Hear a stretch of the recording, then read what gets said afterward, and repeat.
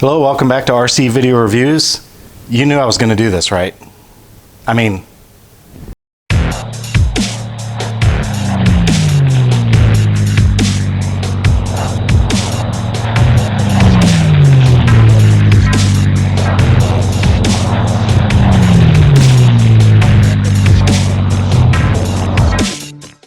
Alright, so the FMS Pilatus PC-21 is ready to be built next. That's the next project I've got on the bench. Before I put it together, that motor was such a tempting target with that beautiful 5-bladed prop, so I had no choice. I had to put it on the judge and see what's going on.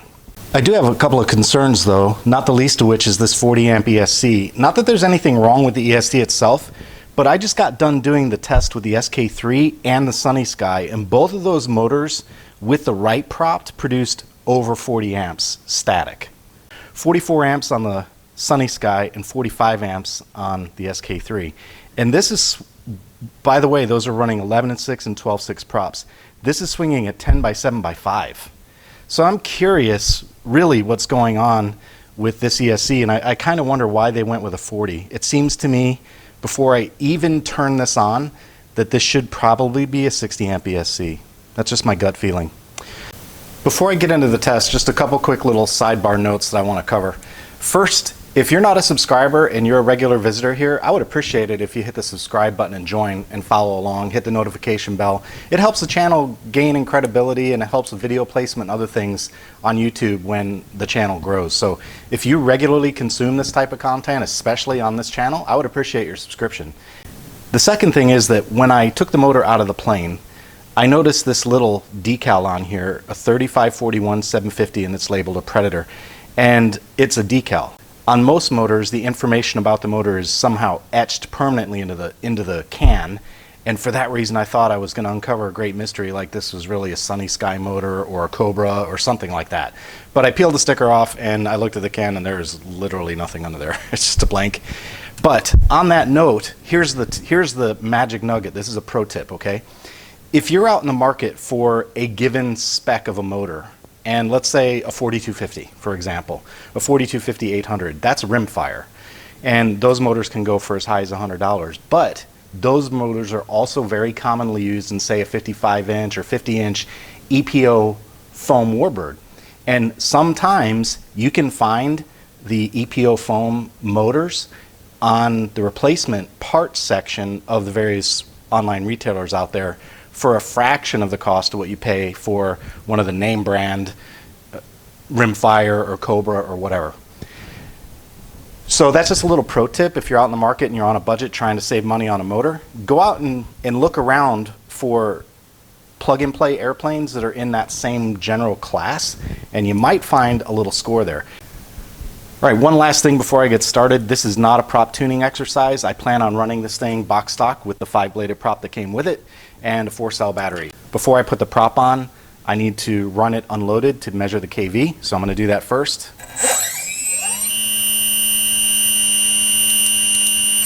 And 856. That seems to be very common. I seem to always be about 100 kV over the specs, so like I've discussed previously,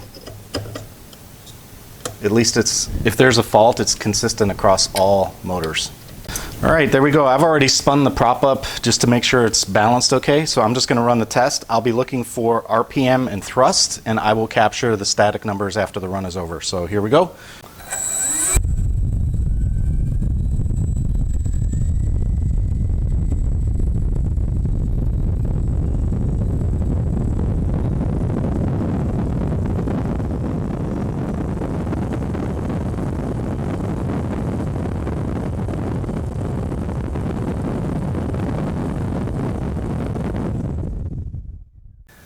I did a little reading before I did this motor test, and one of the comments that I read was how these prop tips create that turboprop sound, and I got to tell you, it sounded really different than the normal APC or Master Aircrew props. It definitely sounded very whiny, turboprop-ish, very, very cool sounding, no doubt about it.